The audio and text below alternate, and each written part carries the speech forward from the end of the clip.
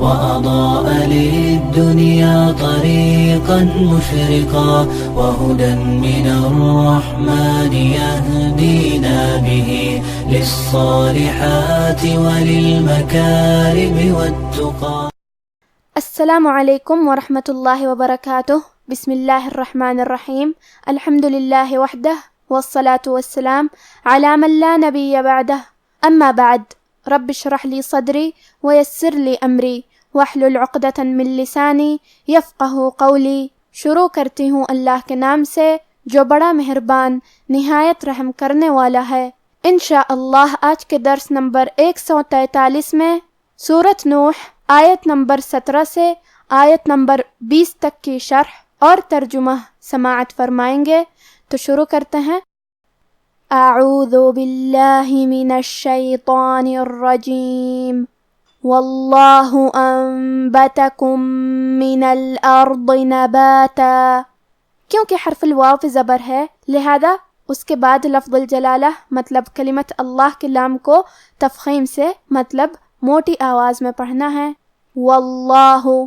کلمت انبتکم یہاں نون ساکن ہے پھر حرف البا ہے اور با حروف الاقلاب میں سے ہے.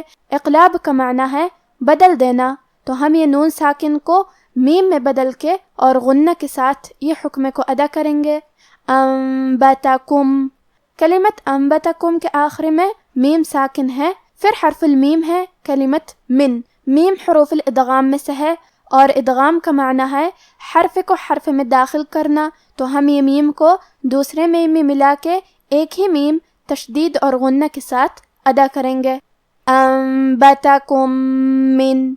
کلمت الارض یہاں حرف الراء کا حکم ہے تفخیم کیونکہ اس پہ جزم ہے لیکن اس کے پہلے والے حرف پہ الف پہ زبر ہے، تو ہمیں حرف الراء کو موٹی آواز میں پڑھنا ہے. ضاد کی ادائیگی زبان کے کروٹ اور اوپر کے داڑھوں کے جڑ سے ہے. حرف الضاد حروف تفخیم میں سے ہے تو ہمیں یہ حرف کو بھاری آواز میں اور منہ پھلا کے پڑھنا ہے.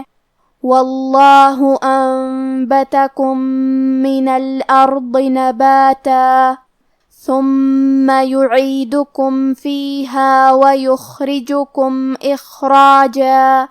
کلمت ثم حرف الثاء کی ادائیگی زبان کے سر اور اوپر والے دانتوں کے اندرونی کناروں سے، پھر حرف المیم پہ تشدید ہے تو ہمیں 2 حرف کے برابر میم کو پڑھنا ہے کیونکہ تشدید کی اصلیت 2 حرف ہے. جیسا کہ یہاں حرف المیم ہے تو یہ 2 میم ہے، میم ساکن اور میم متحرک. کلمت یعیدکم حرف العین کی ادائیگی حلق کے درمیان والی حصے سے ہے. کلمت یخرجکم خا کی ادائیگی حلق کے اوپر والے حصے سے ہے اور کیونکہ اس پہ جزم ہے تو ہمیں خا کو ظاہر کرنا ہے. پھر یہاں حرف الراء کے نیچے زیر ہے تو ہم را کو پتلی آواز میں پڑھیں گے. کلمت اخراجہ یہاں حرف الراء ہے اور اس پہ زبر ہے اور اس کے بعد مد الف ہے. مد الف اپنے پیچھے والے حرف کا حکم لیتا ہے تفخیم میں اور ترقیق میں، تو ہم را کو اور مد الف کو دونوں کو بھاری آواز میں پڑھیں گے. لیکن کیونکہ جیم حروف ترقیق میں سے ہے تو ہمیں جیم کو اور مد الف کو دونوں کو ہلکی آواز میں پڑھنا ہے، تو ہم یہ کلمہ کو ایسے پڑھیں گے. اخراجا ثم یعیدکم فیہا ویخرجکم اخراجا واللہ جعل لکم الارض بساطا.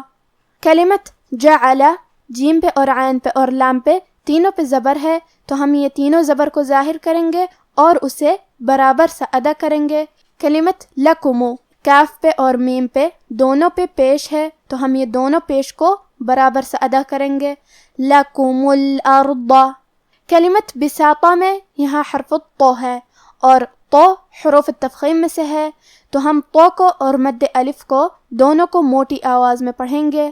بساطا. واللہ جعل لکم الارض بساطا لتسلکوا منها سبلا فجاجا. کلمت لتسلکوا یہاں سین ساکن ہے تو ہمیں حرف السین کو ہمزے سے پڑھنا ہے اور ہمزے کا معنی ہے کہ حرف کی آواز ایسے کمزور ہو کہ اس میں پستی پائی جائے، تو ہم یہ کلمہ کو ایسے پڑھیں گے لتسلکوا. کلمت سبلن یہاں سین پہ اور با پہ دونوں پہ پیش ہے تو ہم یہ دونوں پیش کو ظاہر کریں گے. کیونکہ لام پہ تنوین زبر ہے، پھر حرف الفا ہے، کلمت فجاجہ فا حروف الاخفاء میں سے ہے اور اخفاء کا معنی ہے چھپا دینا، تو ہم یہ تنوین کو چھپاتے ہوئے اور غنہ کے ساتھ یہ حکم کو ادا کریں گے۔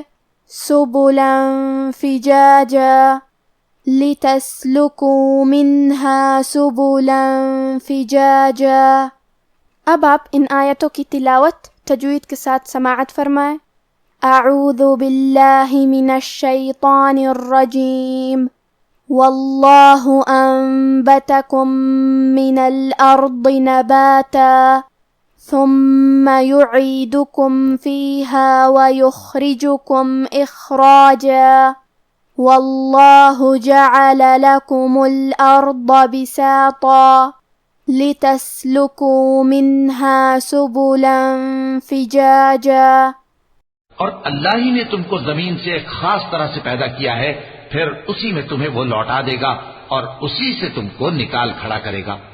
اور اللہ ہی نے زمین کو تمہارے لیے فرش بنایا تاکہ اس کے بڑے بڑے کشادہ رستوں میں چلو پھرو۔ آج کا ہمارا درس یہیں ختم ہوتا ہے۔